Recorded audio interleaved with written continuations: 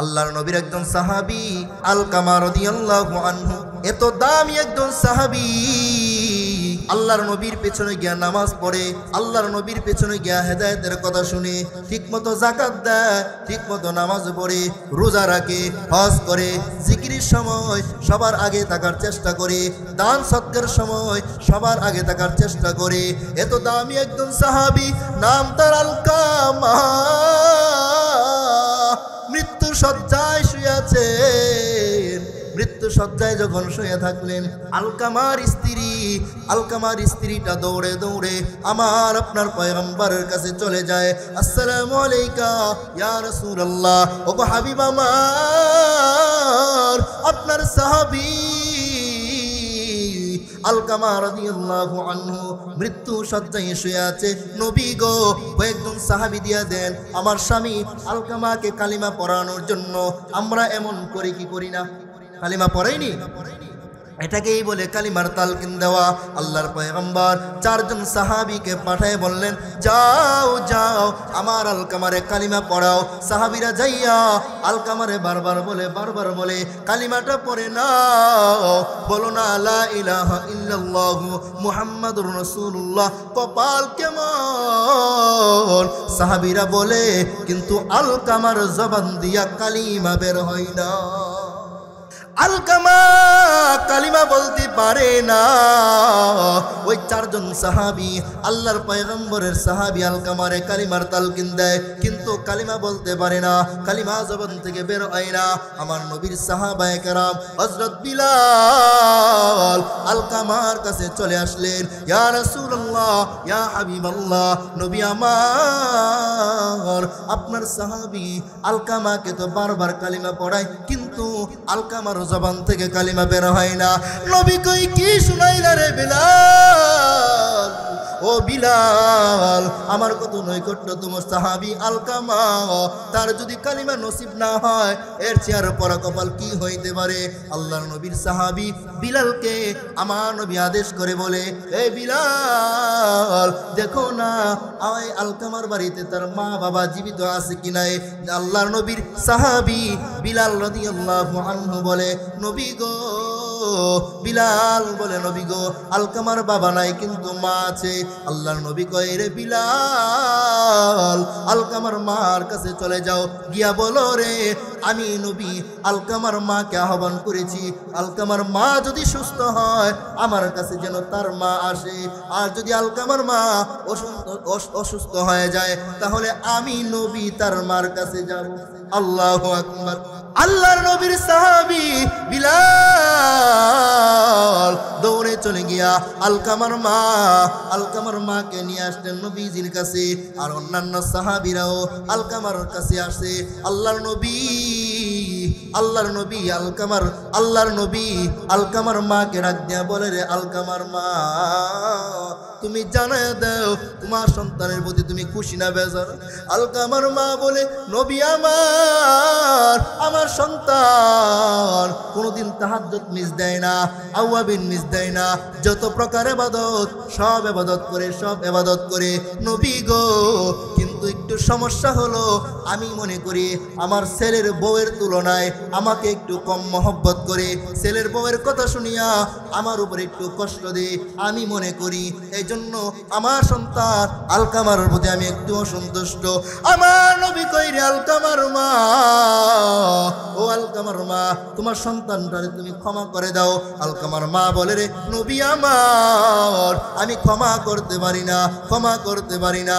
নবী কই, রে বিলাল, আগুন জ্বালাও আলকামার মার সামনে, আলকামারে আগুন দিয়া পুড়ায় দাও। এই কথা বলার পর আলকামার মা চিৎকার করে বলে, নবী আমার, আখির জামানার পয়গম্বর, আমার চোখের সামনে আমার সন্তান আলকামারে আপনি আগুন দিয়া জ্বালাবেন, এটা আমি মা সহ্য করতে পারি না। ও নবী, আমার যত কষ্ট আছে রে, সব কষ্ট আমি ভুলে গেলাম, ক্ষমা করে দিলাম। এই কথাটা বলতে দেরি হয়, আলকামার জবান থেকে কালিমা সুন্দর করে বের হতে দেরি হয় না। আসসালামু আলাইকুম ওয়া রাহমাতুল্লাহি ওয়া বারাকাতুহু। আলহামদুলিল্লাহ।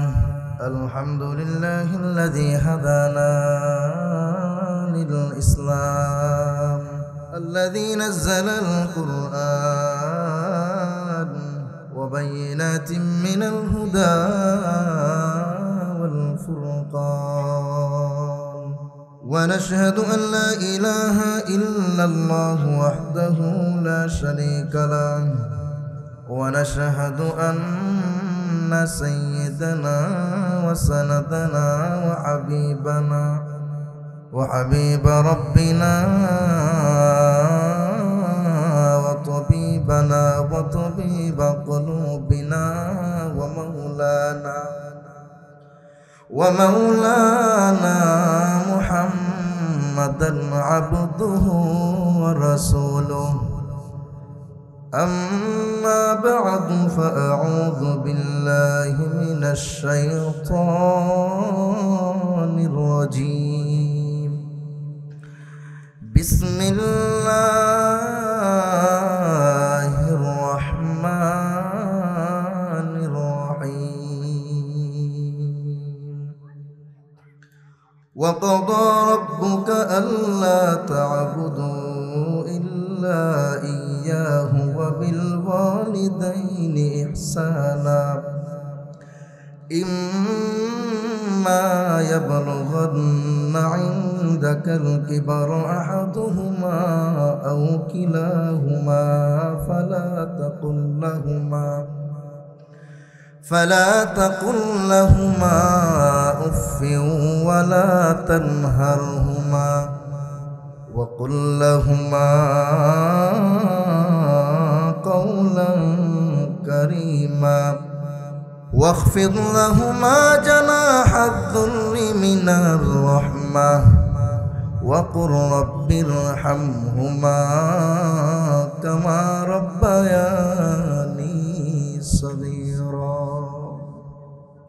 وقال صاحب القرآن سيد الأنام رسول الله صلى الله عليه وسلم رضا الرب في رضا الوالدين وسخط الرب في سخط الوالدين درود إبراهيم شكرا اللهم صل على محمد وعلى آل محمد كما صليت على إبراهيم وعلى آل إبراهيم إنك حميد مجيد اللهم بارك على محمد وعلى آل محمد كما باركت على إبراهيم وعلى آل إبراهيم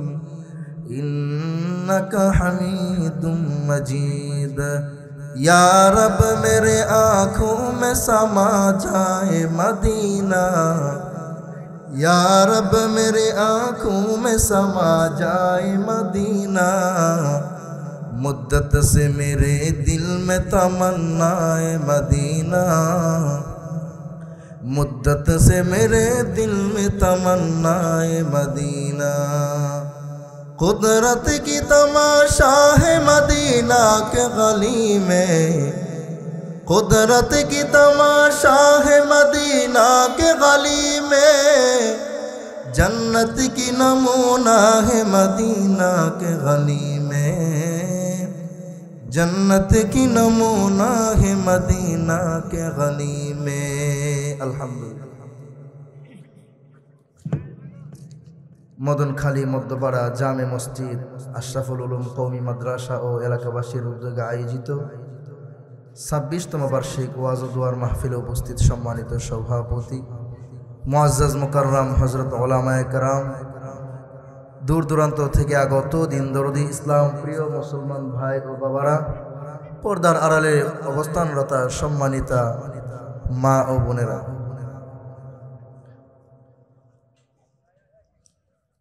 আল্লাহ পাক রব্বুল আলামিন দুনিয়াবি সমস্ত ফিতনা ফাসাদ থেকে হেফাজত করে জাহান্নাম থেকে মুক্তির লক্ষ্যে জান্নাতে যাওয়ার আশায় কোরআন ও হাদিসের বাগানে কিছু আলোচনা করার এবং শোনার জন্য আমাদেরকে কবুল করেছেন। খুশি না বেজার? আমরা সকলে দিল থেকে বলি আলহামদুলিল্লাহ।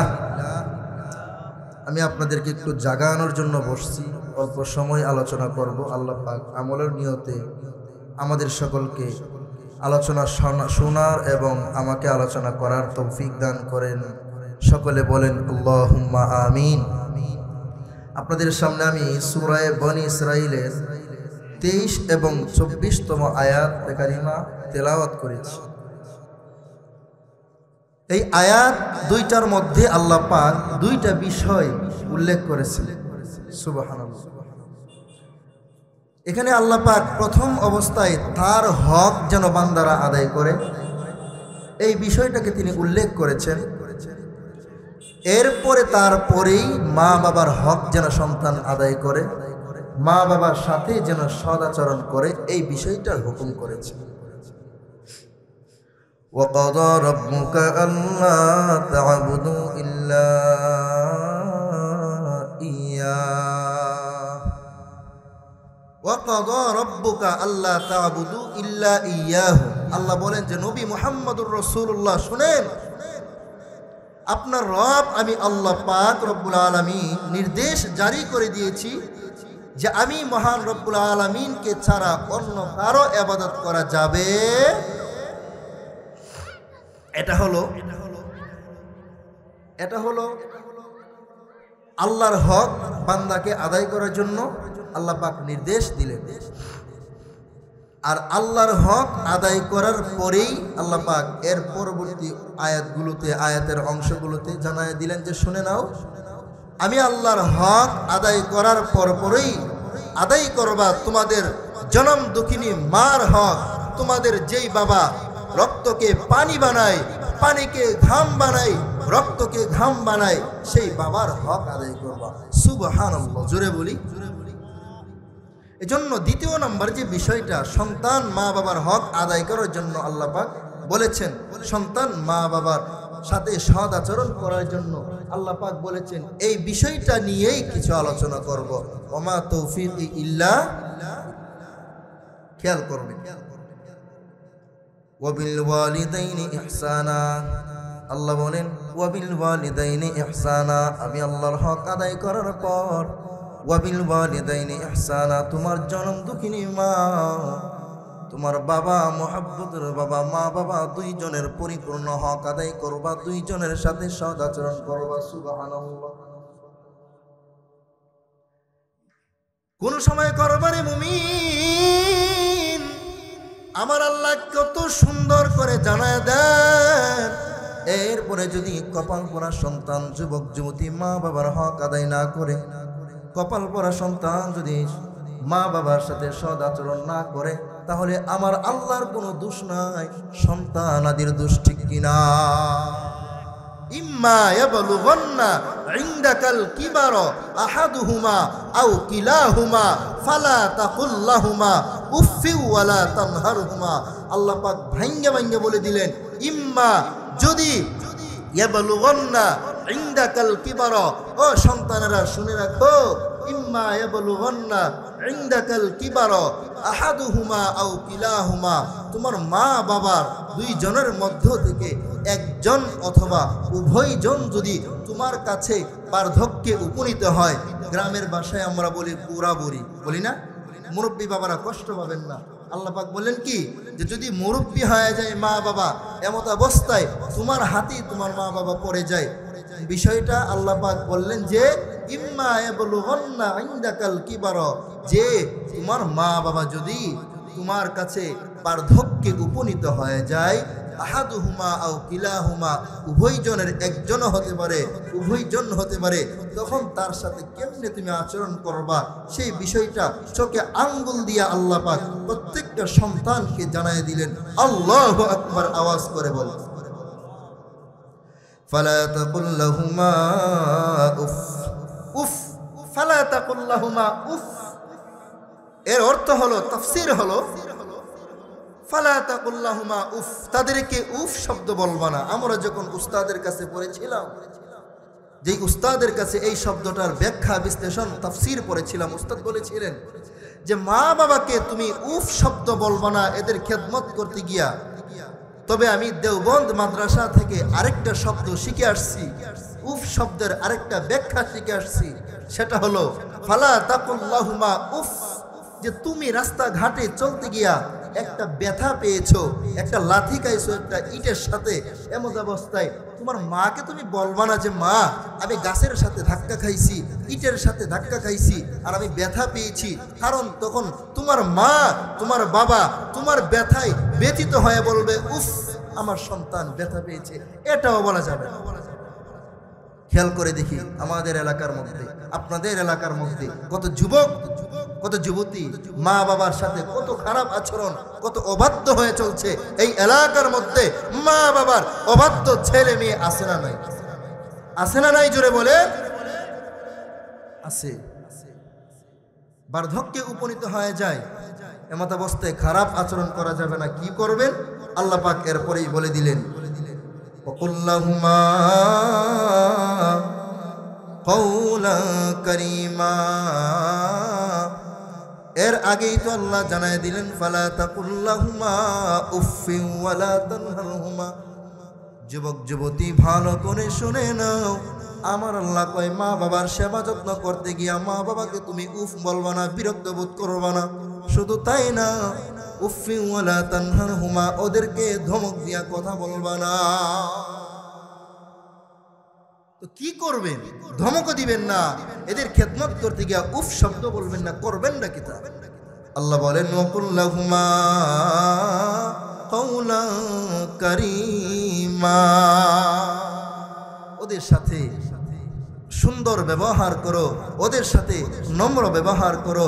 মা বাবা মুরব্বী হয়ে গেছে, একটা জিনিস বারবার বলবে, একটা জিনিস বারবার খাইতে চাইবে, আপনি গলা পর্যন্ত খাওয়াবেন, এরপরও মা বাবা দুর্বল হয়ে যাওয়ার কারণে ছোট বাচ্চাদের মতো হয়ে যাবে, বলবে যে আমাকে তো কিছুই খাওয়াই নাই। তখন আপনি ধমক দিবেন না, আপনি বুঝে নেবেন বাবা অসুস্থ, মা অসুস্থ। এরপরে যদি সন্তান যদি মার সাথে খারাপ আচরণ করে, বাবার সাথে খারাপ আচরণ করে, এর চেয়ে কপাল পরা সন্তান আসমানের নিচে জমিনের উপরে আর হতেই পারে না। ঠিক না বেটি? আল্লাহর পয়গম্বরের একজন সাহাবী হাবিবে কিবরিয়া মুহাম্মাদুর রাসূলুল্লাহ সাল্লাল্লাহু আলাইহি ওয়াসাল্লামের কাছে আগমন করেছেন। فقال يا رسول الله من أحق بحسن الصحابة। আল্লাহর নবীর একজন সাহাবী আমার পয়গম্বরের কাছে আগমন করে বলে, পয়গম্বর আপনার কাছে আমি জানতে চাই গো নবী, মান আহাক্কু বিহুসনি সাহাবা, আমার মা আছে আমার বাবা আছে রে, আমার মা বাবা উভয়ের মধ্য থেকে আমি সন্তানের পক্ষ থেকে বেশি উত্তম ব্যবহার পাওয়ার যোগ্য কে, বেশি সেবা যত্ন করার যোগ্য কে, বেশি খেদমত পাওয়ার যোগ্য কে? মান আহাক্কু বিহুসনি সাহাবাতি, কে আমার পক্ষ থেকে আমার মা বাবা উভয়ের মধ্য থেকে বেশি বেশি খেদমত পাওয়ার যোগ্য, বেশি বেশি সৎ আচরণ পাওয়ার যোগ্য? প্রশ্নটা বুঝছেন তো? আল্লাহর পয়গম্বর জবাবে বলে উম্মুকা। قال رسول الله صلى الله عليه وسلم, এই প্রশ্নের জবাবে আমার পয়গম্বর জানায়া দেন উম্মুকা, হে যুবক সন্তান, হে আমার সাহাবী শুনে নাও, শুনে নাও, তোমার মা তোমার কাছ থেকে উত্তম ব্যবহার পাওয়ার যোগ্য বেশি। উম্মুকা তোমার মা।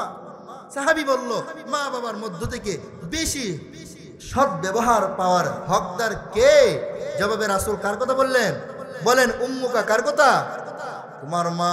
আবার সাহাবী প্রশ্ন করেন সুম্মা আইয়ুন, নবী আমার আমি দ্বিতীয়বারের মতো জানতে চাই গো নবী, সুম্মা আইয়ুন, এরপরে আমার মা জননীর পরে আমার পক্ষ থেকে উত্তম ব্যবহার পাওয়ার যোগ্যকে জানায়া দেন। আমার পয়গম্বর দ্বিতীয়বারের প্রশ্নের জবাবেও বলেন সুম্মা উম্মুকা, নবী বলেন উম্মুকা। কয়বার বললেন? এরপরে সাহাবী আবার বলেন নবী আমার সুম্মা আইয়ুন, এরপরে কে? তৃতীয় নাম্বার কে? কার হক আমি আদায় করব? আমার পয়গম্বর বলেন সাহাবী প্রথম তো 2 বার বলে দিলাম, তৃতীয়বারের মতো আমি জানাই দিলাম, উম্মুকা তোমার জনম দুঃখিনী মা, তুমি সন্তান হিসাবে তোমার পক্ষ থেকে উত্তম আচরণ পাওয়ার যোগ্য বেশি, উত্তম ব্যবহার পাওয়ার যোগ্য বেশি। অতঃপর সাহাবী চতুর্থবারের মতো জিজ্ঞাসা করলেন, পয়গম্বর উম্মা আইয়ুন, চতুর্থবারের মতো আপনি জানায় দেন আমি সন্তান হিসাবে আমার কাছ থেকে উত্তম ব্যবহার পাওয়ার অধিকার কে বেশি রাখে, আমার মা না বাবা? আমার আল্লাহর পয়গম্বর জানায় দেন, সাহাবী আবুকা তোমার বাবা। জেনে নাও তোমার মার কথা আমি নবী 3 বার বললাম, তোমার বাবার কথা আমি 1 বার বললাম। বুঝতে পারছেন? সাহাবী বললেন, নবী গো, আমি সন্তান, আমার মা বাবা, আমি সন্তান হিসাবে আমার কাছ থেকে উত্তম ব্যবহার পাওয়ার, উত্তম সদাচরণ পাওয়ার যোগ্য কে, মা না বাবা? প্রথমবারের জবাবে নবী বললেন তোমার মা। দ্বিতীয়বারের জবাবে নবী বললেন তোমার মা। তৃতীয়বারের জবাবে পয়গম্বর বললেন তোমার মা। চতুর্থবারের মতো রাসূল জবাব দিয়া দিলেন, আবুকা তোমার বাবা। মার কথা বেশি না বাবার কথা বেশি? বলেন, কার কথা জোরে বলেন? এই হাদিসের ব্যাখ্যার মধ্যে মুহাদ্দিসিনে কেরাম বলেন যে মা জননীর কথা রাসূল 3 বার বলেছেন, বাবার কথা 1 বার বলেছেন।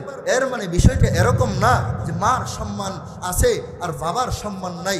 মনে রাখবেন বৃদ্ধ বাবার, যুবক ভাইয়েরা, বাবার জায়গায় বাবার সম্মান, মার জায়গায় মার সম্মান। তবে এই হাদিসের মধ্যে রাসূল মার কথা 3 বার বলার উদ্দেশ্য হলো, কারণ হলো মা জননী এমন 3টা কষ্ট আছে, এমন 3টা দুর্যোগপূর্ণ মুহূর্ত আছে, যে মুহূর্তগুলোকে কাটিয়ে মা জননী একমাত্র কষ্ট করে। 3টা কষ্ট এমন আছে যেই কষ্ট পৃথিবীর কোনো বাবা করতে পারে না। কয়টা কষ্ট? এই মার কথা 3 বার বললেন, বাবার কথা 1 বার বললেন। এর উদ্দেশ্য কারণ হলো 3টা কষ্ট এমন আছে যেই 3টা কষ্ট একমাত্র মা জননী করতে পারে, দুনিয়ার কোনো বাবা করতে পারে। হামালাতহু উম্মুহু কুরহা, আল্লাহ পাক নিজেই 3টা কারণ জানায় দিলেন। আল্লাহু আকবার, জোরে বলেন আল্লাহু আকবার। হামালাতহু উম্মুহু কুরহা, মা জননী সন্তানটাকে পেটে ধারণ করে। দুনিয়ার কোনো বাবা ওই সন্তানটাকে পেটে ধারণ করার ক্ষমতা রাখে না, কষ্ট করার সামর্থ্য রাখে না। একমাত্র কেবলমাত্র জনম দুঃখিনী মা সন্তানটাকে পেটে রাখার যে কত কষ্ট সেটা ভোগ করে পৃথিবীর কোনো বাবা করতে পারে না। এই জন্য আল্লাহর পয়গম্বর মা জননীর কথা 3 বার বলার একটা কারণ হলো গর্ভধারণকালী কষ্ট এটা একমাত্র মা জননী করতে পারে, দুনিয়ার কোনো বাবা পশ্চিমকালেও করতে পারে, দন্তার নয়কার না। 2 নম্বর কারণ আমার পয়গম্বর কয় ওয়াজআতহু কুরহা, সন্তানেরা ভালো করে শুনে নাও, মার কথা আমি নবী কেন 3 বার বললাম? এই 3 বার বলার কারণ, 2 নম্বর কারণটা আমার আল্লাহ কোরআনের মধ্যে জানায় দিলেন। ওয়াজআতহু কুরহা, সন্তানটাকে প্রসবকালীন আমার মা কত কষ্ট করেছেন, আপনার বাবা সেই কষ্ট কখনো করতে পারে না। আল্লাহ পাক বলেন ওয়াজআতহু কুরহা, প্রসব করার সময় সন্তানটা প্রসব করার সময় মা জননী কত কষ্ট করে যেই কষ্টটা দুনিয়ার কোনো বাবা করতে পারে না। এই জন্যই তো রাসূল ভিন্ন হাদিসের মধ্যে জানায় দিলেন, সন্তান প্রসব করার সময় কোনো মা যদি ইন্তেকাল করে ওই মা জননীকে শহীদের মর্যাদায় নেওয়া হবে, আর সন্তান প্রসবের সময় কোনো মা যদি ইন্তেকাল না করিয়া জীবিত থাকে গাজীর মর্যাদা দেওয়া হবে। মা ইন্তেকাল করলেও শহীদের মর্যাদা, সন্তান ভূমিষ্ঠ করার সময় মা যদি বেঁচে যায় তাহলেও গাজীর মর্যাদা, সওয়াব থেকে মর্যাদা থেকে খালি। তো প্রথম কারণ হলো গর্ভধারণকালীন সময়ের কষ্ট মা ছাড়া কেউ করতে পারে না। 2 নম্বর কারণ হলো প্রসবকালীন মা জননী যত কষ্ট করে দুনিয়ার কোনো বাবা সে কষ্ট করতে পারে না। 3 নম্বর ওয়াফিসালুহু ওয়া হামলুহু ওয়া ফিসালুহু 30 হুজুর কি ওয়া হামলুহু ওয়া ফিসালুহু 30 শাহরা, সন্তানটাকে লালন পালন করতে গিয়া কত মা জননী কত কষ্ট করে রে, রাতের পরে রাত, দিনের পরে দিন, এই কষ্টটা দুনিয়ার কোনো বাবা করতে পারে না। তিনটা কষ্ট, একটা হলো মা জননী পেটে বাচ্চা রাখাকালীন যে কষ্টটা করে, এটা হলো 1 নম্বর কারণ। 2 নম্বর হলো যে মা জননী সন্তান প্রসব করার সময় যে কষ্টটা করে, সেটা 2 নম্বর কারণ। 3 নম্বর হলো সন্তান লালন পালন করার ক্ষেত্রে মা জননী যে কষ্টটা করে, এটা হলো 3 নম্বর কারণ। এই 3টা কষ্ট মা জননী সহ্য করে, দুনিয়ার কোনো বাবা করতে পারে না। এই জন্যই নবী মার কথা 3 বার বলেছে। আল্লাহর পয়গম্বর 3 বার বলেছেন মা জননী কষ্ট করে। 2 নম্বর কারণটা খেয়াল করেন, গর্ভধারণকালীন মা জননীর কষ্টটা একটু খেয়াল করেন বাবারা। সন্তান পেটে থাকাকালীন কত মা ঠিক মতো খানা খাইতে পারে না, একটা দিনও আরামে ঘুমাইতে পারে না, পেট ভরে খানা খাইতে পারে না, আত্মীয় স্বজন নিয়ে খানা খাইতে বসে যায়, হঠাৎ করিয়া সন্তান আমার মা জননীর পেটের মধ্যে লাথি মারে, মা জননী লাথি খাইয়া সহ্য করতে না পারিয়া পাশের রুমে চলে যায়, আত্মীয় স্বজনেরা প্লেট নিয়ে খানা নিয়ে ভরপুর খানা খায়, কিন্তু তোমার আমার মা খানা খাইতে পারে না। অন্য একজন জিজ্ঞাসা করে, রে মা, সবার সাথে তুমি খানা খাইতে বসলা কেন রে, পাশের রুমে গিয়া ঘুমাইয়া গেলা? মা জননী চোখের পানি ফালাইয়া বলে, ও আমার মা, ও আমার বোন, ও আমার শাশুড়ি, ভালো করে জেনে নাও, আমার সন্তানটা আমার কলিজার মধ্যে লাথি মারছে, আর আমি সহ্য করতে না পারিয়া আমি পাশের রুমে এসে শুয়ে গেলাম। এটা দুনিয়ার কোনো বাবা সহ্য করতে পারবে? 2 নম্বর কারণ হলো এই যে দেখেন প্রসব বেদনাকালীন যে কষ্টটা করে, দুনিয়ার কোনো মা, প্রত্যেকটা মা এই কষ্ট করতে পারে, দুনিয়ার কোনো বাবা প্রসব বেদনার কষ্ট সহ্য করতে পারে? বৈজ্ঞানিক বলেছে 40 ইউনিট ব্যথা যদি কোনো সুস্থ মানুষের উপরে দেওয়া হয়, তাহলে সেই সুস্থ মানুষটা পাগল হয়ে যাবে, মেন্টাল হয়ে যাবে, দুনিয়ার কোনো খেয়াল থাকবে না। আর মা জননী সন্তান প্রসব করার আগ মুহূর্তে যেই কষ্টটা করে, যেই ব্যথা শুরু হয়ে যায়, 40 ইউনিট পার হয়ে 56 ইউনিট পর্যন্ত পৌঁছে যায়, আর মা জননীর কলিজার মধ্যে লাথি মেরে আমি আপনি দুনিয়ার মধ্যে আগমন করেছি, এরপরে আমার আপনার মা পাগল হয়। এই কষ্ট দুনিয়ার কোনো বাবা পারবে বলেন? যেই বেঈমান, যেই ইহুদি খ্রিস্টানরা বলে নারী পুরুষের সমান অধিকার, আমি বলবো বদমাইশ, তুই যদি সমান অধিকারের নামে ইসলামটাকে ব্যঙ্গ করো, আল্লাহর হুকুমকে ব্যঙ্গ করো, তাহলে তোমার স্ত্রী যেহেতু প্রথম সন্তান প্রসব করেছে, তুমি দ্বিতীয় সন্তান প্রসব করো।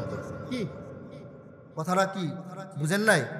সমান অধিকার যদি ছেলে মেয়ের উভয়কে দেওয়া হয়, তাহলে আমার আপনার স্ত্রী যদি প্রথম সন্তান প্রসব করে থাকে, তাহলে সমান অধিকার যেহেতু দ্বিতীয় সন্তান পেটে ধারণ করা, প্রসব করা, লালন পালন করা আমার আপনার দায়িত্ব। ঠিক না বেটি? ইসলাম কত সুন্দর করে দিয়েছে, না সন্তানকে লালন পালন করবে, মা সন্তানকে পেটে ধারণ করবে, মা সন্তানকে প্রসব করবে, মা এই কষ্টটা সহ্য করবে, মা এই জন্যই তো নবী মা জননীর কথা কয়বার বলেছেন? বার বলেছেন আল্লাহর পয়গম্বর। 2 নম্বর যে কারণ বললেন সেটা হলো প্রসবকালীন কষ্ট। তোমার আমার মা প্রসবকালীন কত কষ্ট করে, কত কষ্ট করে। যখন প্রসব বেদনা শুরু হয়ে যায়, ওই মা জননীর চিৎকারের আওয়াজ বেড়ে যায়, চিৎকারের আওয়াজ বেড়ে যায়। আশেপাশের ঘর থেকে অন্যান্য মহিলারা আসে, দাদি নানি আসে, আয়েশা বলে, রে মা তুই কান্না করবি না, কষ্ট করো, ধৈর্য ধারণ করো। মা জননী কষ্ট সহ্য করতে না পারিয়া বলে যে, ও আমার শাশুড়ি, ও আমার মা, একটা তলোয়ার দাও, একটা দা দাও, আমার পেটটা কাইটা সন্তানটা বাহির করি। আমার মাথার উপরে 7 আসমানের বোঝা, 7 জমিন বোঝা হয়ে আছে, আমি সহ্য করতে পারি না। এক পর্যায়ে লাফ মেরে উঠে যায়, আবার অজ্ঞান হয়ে যায়, ব্যথা বাড়তে থাকে।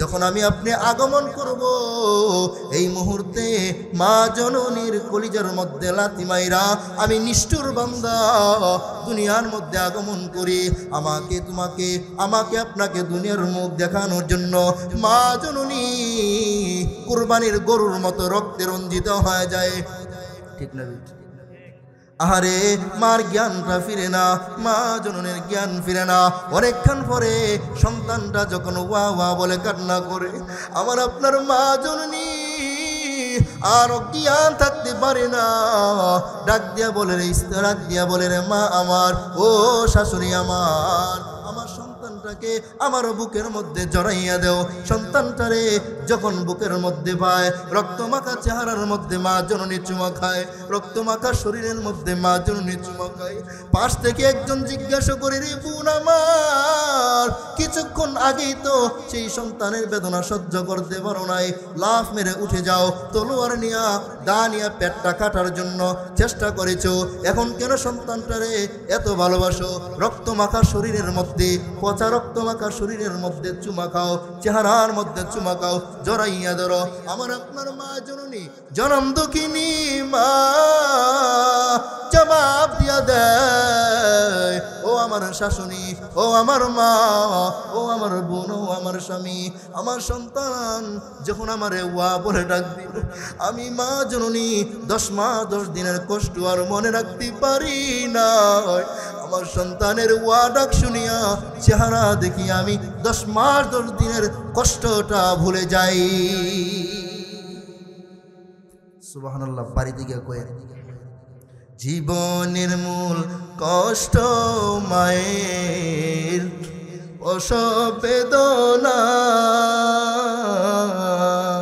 27 মান 7 জমিন তখন মায়েরই মাথায় ঠিক কিনা জীবনের মূল কষ্ট মায়ের প্রসব বেদনা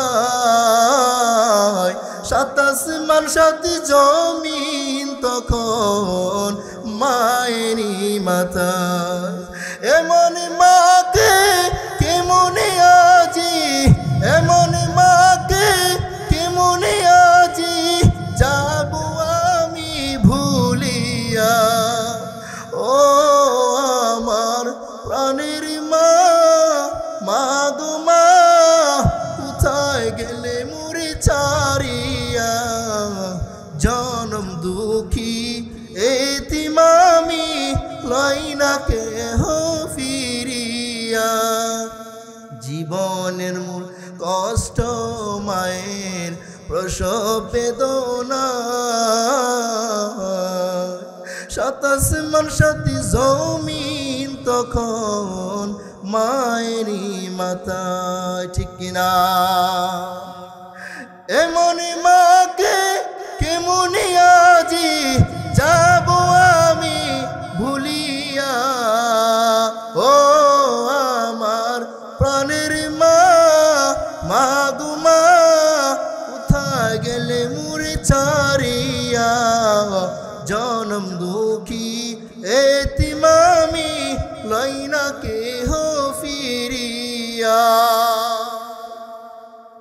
এটা কি সাধারণ কষ্ট মনে করেন মা জননীর প্রসব বেদনার যে কষ্টটা এটা কি সাধারণ সাধারণ কষ্ট বলেন 7 আসমান 7 জমিন বোঝা হয়ে মার উপরে থাকলে যেমন কষ্ট এর চেয়েও বেশি কষ্ট এই জন্যই আমার পয়গম্বর জানায় দেন উম্মতেরা রে মা জননী তোমার কত কষ্ট করেছে তোমাকে প্রসব করার জন্য প্রসব করার আগ মুহূর্তে তোমার মা জননী কত কষ্ট করেছে এই কষ্টটা তুমি ভুলবা না ওই কষ্টটা তুমি ভুলবা না রে যুবক এই কষ্টটা রে তুমি ভুলবা না রে যুবতী বোন আমার এই যুবক বন্ধু আমার ওই মা জননী প্রসব করার সময় কত কষ্ট করলো শুধু তাই না রে প্রসব করার পরে তোমার আমার মা আমার আপনার চেহারা দেখিয়া দুনিয়ার সব কষ্ট ভুলে যাই আমি যখন ছিলাম আমার মায়ের উদরে চলাফেরা করতেন যে মায় কত কষ্ট করে বেটি? চলাফেরা করতেন যে মা কত কষ্ট করে, আমার সুন্দর মুখ দেখে মা কষ্ট চাইতে হাসিয়া, ও আমার প্রাণের মা, মা গো মা কোথায় গেলে তুমি ছাড়িয়া, জনম দুঃখী এতিম আমি লইনা কেহ ফিরিয়া। ঠিক না বেটি? এই জন্য আমার আপনার মার কষ্ট, আমার আপনার বাবার কষ্ট ভুলে যদি যাই, আমাদের মতো নিমক হারান সন্তান দুনিয়ার বুকে আর কেউ নাই। মা বাবাকে কষ্ট দেয়ারে সন্তান, দুনিয়ার যত অলি হও না কেন, মা বাবা যদি কষ্ট পাই এই অলিগিরি কোনো কাজে আসবে না।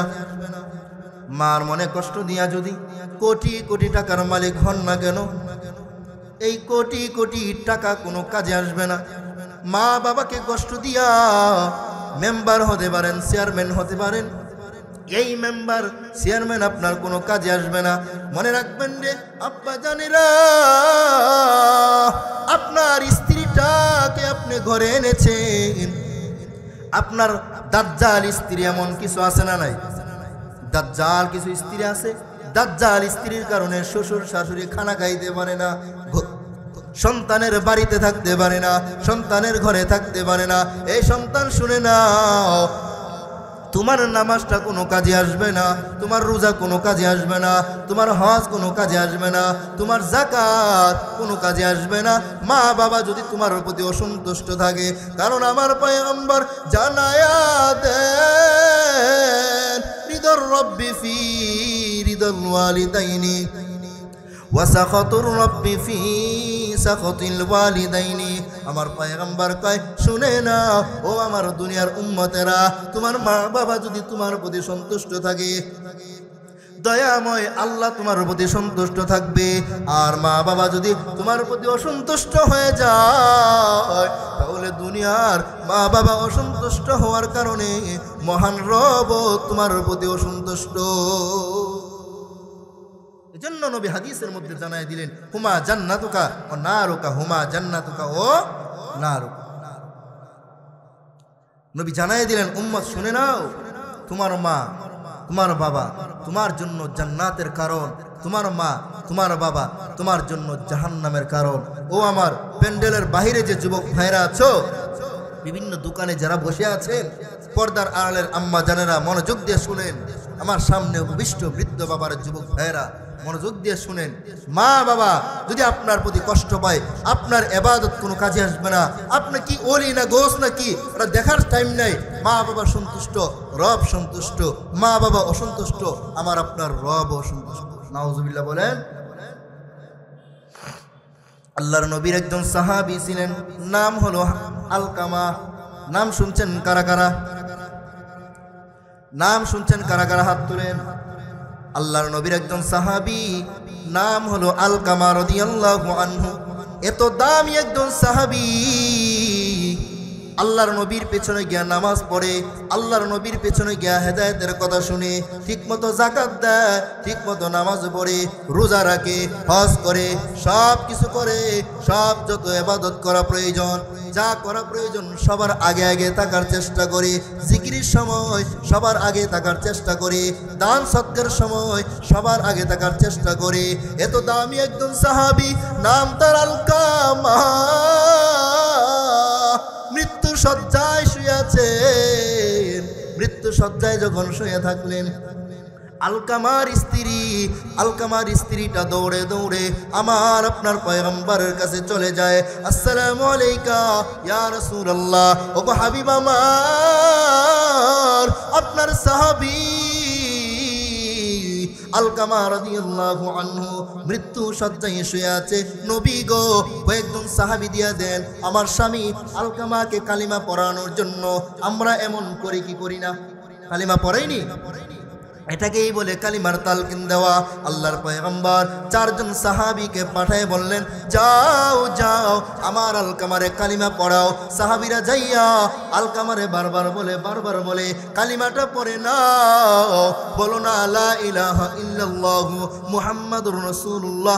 কপাল কেমন, সাহাবীরা বলে কিন্তু আলকামার জবান দিয়া কালিমা বের হয় না। আলকামা কালিমা বলতে পারে না। ওই চারজন সাহাবী আল্লাহর পয়গম্বরের সাহাবী আলকামারে কালিমার তালকিন দেয়, কিন্তু কালিমা বলতে পারে না, কালিমা জবান থেকে বের হয় না। আমার নবীর সাহাবায়ে কেরাম হযরত বিলাল আলকামার কাছে চলে আসলেন, ইয়া রাসূলুল্লাহ, ইয়া হাবিবাল্লাহ, নবী আমার, আপনার সাহাবী আলকামাকে তো বারবার কালিমা পড়ায়, কিন্তু আলকামার জবান থেকে কালিমা বের হয় না।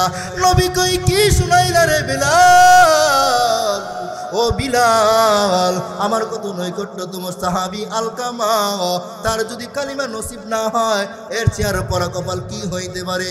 আল্লাহর নবীর সাহাবী বিলালকে আমার নবী আদেশ করে বলে, এই বিলাল দেখো না ওই আলকামার বাড়িতে তার মা বাবা জীবিত আছে কি নাই।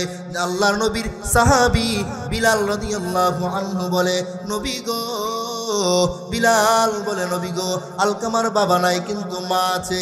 আল্লাহর নবী কয়, রে বিলাল আলকামার মার কাছে চলে যাও, গিয়া বলো রে আমি নবী আলকামার মাকে আহ্বান করেছি, আলকামার মা যদি সুস্থ হয় আমার কাছে যেন তার মা আসে, আর যদি আলকামার মা অসুস্থ হয়ে যায় তাহলে আমি নবী তার মার কাছে যাব। আল্লাহু আকবার। আল্লাহর নবীর সাহাবী বিলাল দৌড়ে চলে গিয়া আলকামার মাকে নিয়ে আসলেন নবীজির কাছে, আর অন্যান্য সাহাবীরাও আলকামার কাছে আসে। আল্লাহর নবী আলকামার মাকে ডাক দিয়া বলে, রে আলকামার মা, তুমি জানায় দাও তোমার সন্তানের প্রতি তুমি খুশি না বেজার? আলকামার মা বলে, নবী আমার সন্তান কোনোদিন তাহাজ্জুদ মিস দেয় না, আওয়াবিন মিস দেয় না, যত প্রকার ইবাদত সব ইবাদত করে নবী গো, কিন্তু একটু সমস্যা হলো, আমি মনে করি আমার ছেলের বউয়ের তুলনায় আমাকে একটু কম মহব্বত করে, ছেলের বউয়ের কথা শুনিয়া আমার উপর একটু কষ্ট দেয়, আমি মনে করি এই জন্য আমার সন্তান আলকামার প্রতি আমি একটু অসন্তুষ্ট। আমার নবী কইরে, আলকামার মা, ও আলকামার মা, তোমার সন্তানটারে তুমি ক্ষমা করে দাও। আলকামার মা বলে, রে নবী আমার, আমি ক্ষমা করতে পারি না। নবী কইরি, বিলাল আগুন জ্বালাও, আলকামার মার সামনে আলকামারে আগুন দিয়া পুড়ায় দাও।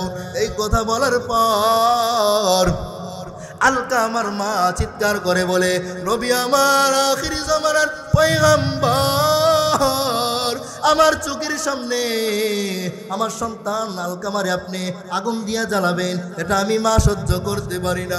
ও নবী, আমার যত কষ্ট আছে রে, সব কষ্ট আমি ভুলে গেলাম, ক্ষমা করে দিলাম। এই কথাটা বলতে দেরি হয়, আলকামার জবান থেকে কালিমা সুন্দর করে বের হতে দেরি হয় না। লা ইলাহা ইল্লাল্লাহ। এজন্য বাবারা, আলকামা এত দামি সাহাবী, কালিমা নসিব হয় না মার মনে কষ্ট দেওয়ার কারণে। আপনি আমি মা বাবাকে কত কষ্ট দিই, কত কপাল পোড়া সন্তান আছে, মা তার ঘরে খানা খাইতে পারে না, তার বাড়ি থাকতে পারে না, দাজ্জাল স্ত্রীর কারণে অন্যের বাড়িতে থাকা লাগে, অন্যের ঘরে খাওয়া লাগে, এমন সন্তান অত্র এলাকায় আছে কিনা জানি না, আমার এলাকায় আছে। আমার আলোচনা এখানেই শেষ। আমি যতটুকু আলোচনা করলাম, আল্লাহ পাক রব্বুল আলামিন আমাকে সর্বপ্রথম অতঃপর আপনাদের সকলকে পরিপূর্ণভাবে আমল করার তৌফিক দান করেন। সকলে বলে